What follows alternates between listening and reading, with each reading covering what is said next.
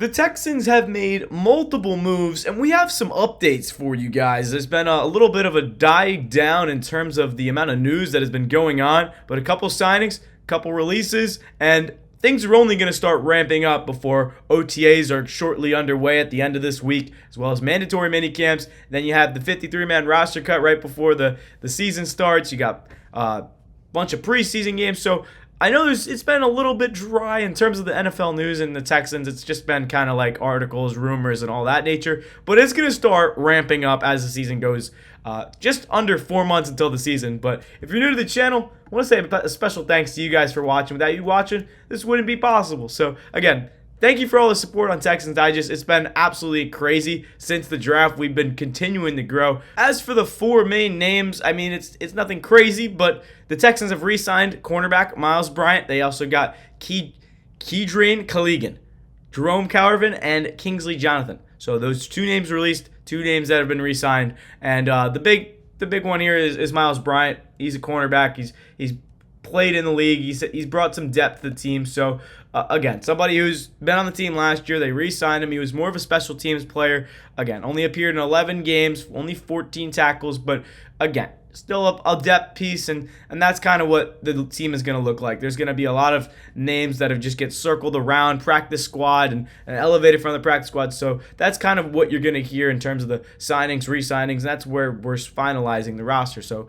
firstly, have to start there. And Bryant, 55 games overall. He made 17 starts for the Patriots in his first 4 seasons, 200 tackles. I mean, again, solid overall, but I mean, mainly none of those guys are going to make an impact. No offense. It's just something you got to mention because that's the report for Aaron Wilson. So as far as some other notable things, Kayn Bullock actually just changed his jersey number to 2, so that might look a little interesting. He was 21 last year. I do like the number 21, but number 2, that was Robert Woods' number last year. He left the team, so it's an interesting thing. If you don't know, I'm pretty sure I saw on a short that Puka Nacua changed his number from 17 to 12, and he had to pay like $500,000 if he wanted to do it originally. And remember, these guys are rookies, so they're probably going to wait for that process. I don't think it was just because Robert Woods left, but he had to probably request it, and it took a long time. But overall, again, I think it's pretty interesting to see that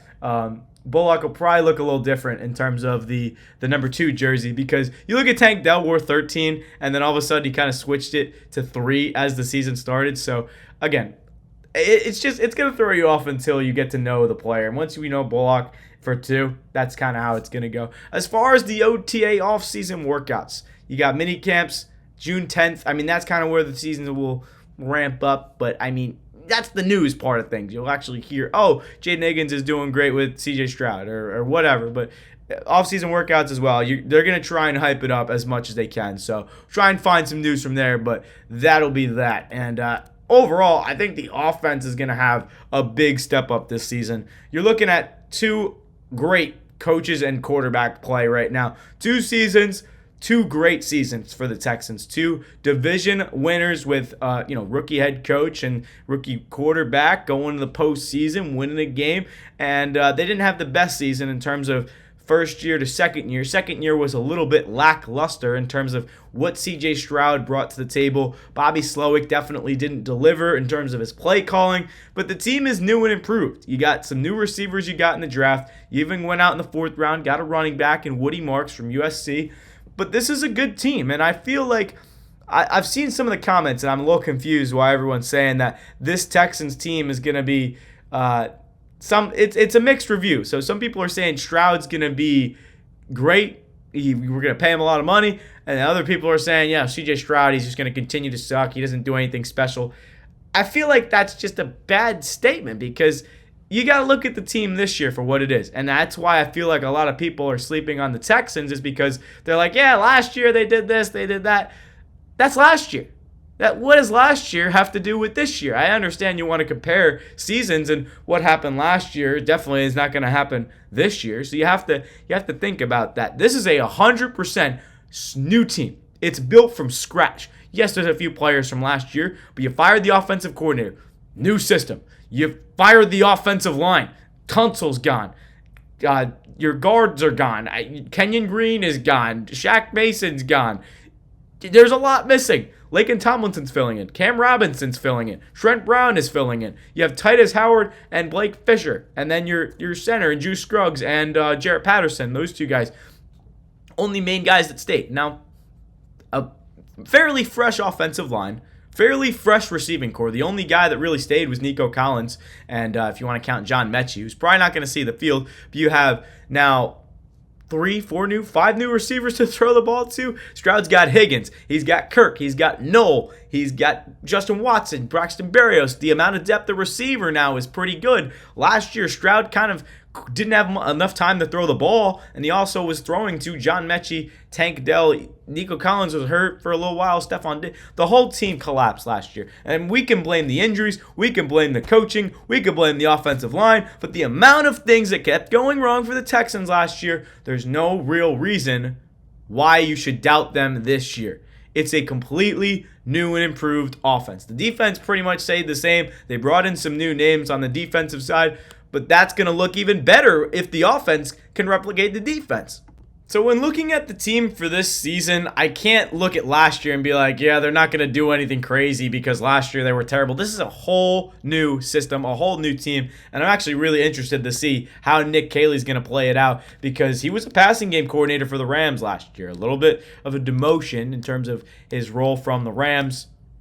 I think I said that wrong. It's a promotion, obviously, because he was not the coordinator. He was the passing game coordinator. So maybe the Texans will have more of a pass game. But my point really is he's the offensive coordinator, goes up a rank, and that's kind of the reason why I was like, well, we don't know what he can do. I was hoping the Texans would interview like a Kellen Moore, who obviously took the head coaching job for the Saints, and wanted obviously more of a guy who has been an offensive coordinator before. Not that I don't trust Nick Caley, but it's interesting to see what the system is going to be, right? You can go a lot of different ways with this Texans team. You got Joe Mixon, Woody Marks. You could pound the rock first and second down like you did last year with Bobby Slowick. But I think now is more of a situational awareness, right? What can you do with this offense? Well, you got Nico Collins. You got slot. You can do a lot of motion if you want. And that's where I look at the Rams offense last year. They did a lot of motion with Cooper Kupp, Puka Nacua, as those kind of 1-2.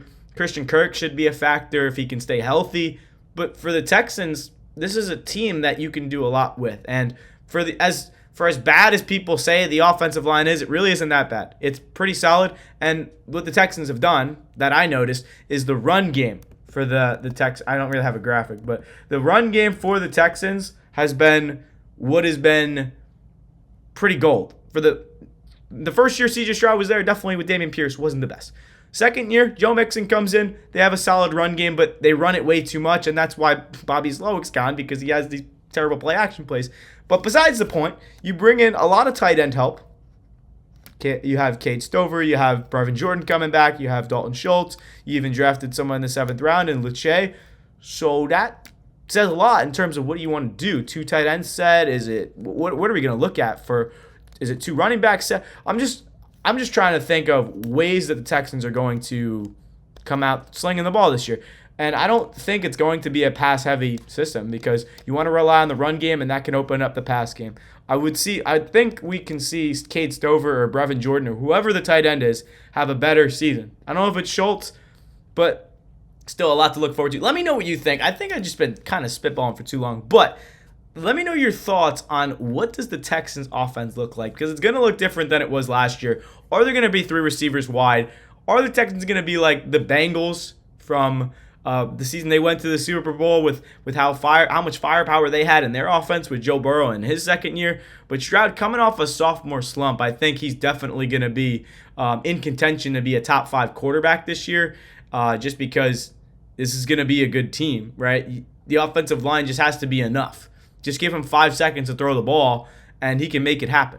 Now, Stroud had his fair share of mistakes last year. He threw the ball just to throw it away and into coverage, and sometimes it was picked, sometimes it was out of bounds.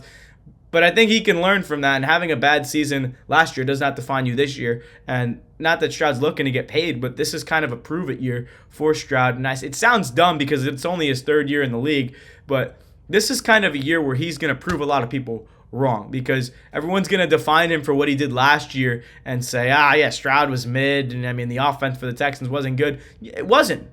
but you can only go up from last year's performance, especially when you had such a high standard from your rookie year and you had the top 10, 11th ranked offense, and you go to the bottom 20s in terms of top offenses. So I think this should be a top 10 offense in the league, and I'm very excited to see what Nick Caley and the system that they have, because with the weapons that they have, with the solid O-line that they have, with the 2 running backs that they have, a decent tight end room, there's no reason the Texans shouldn't be at least a top 10 offense and a contending team for a AFC championship in this season. So let me know your thoughts on the team, but realistically speaking, that sounds logical from my sense. You can call me biased, you can call me delusional. It really does make sense from not only a Texans fan's perspective, but just if you sit back and you go NFL based, the Texans are really being slept on, and I don't understand why. So thank you guys so much for watching. It's been a quick little update on a few things, and the majority was me talking about the offense, but it's going to be a huge step up. So once again, if you're new, hit that sub button to see all the latest Texans news. Appreciate everyone watching. Thank you for all the support. Comment down below your thoughts, and we'll see you in the next video.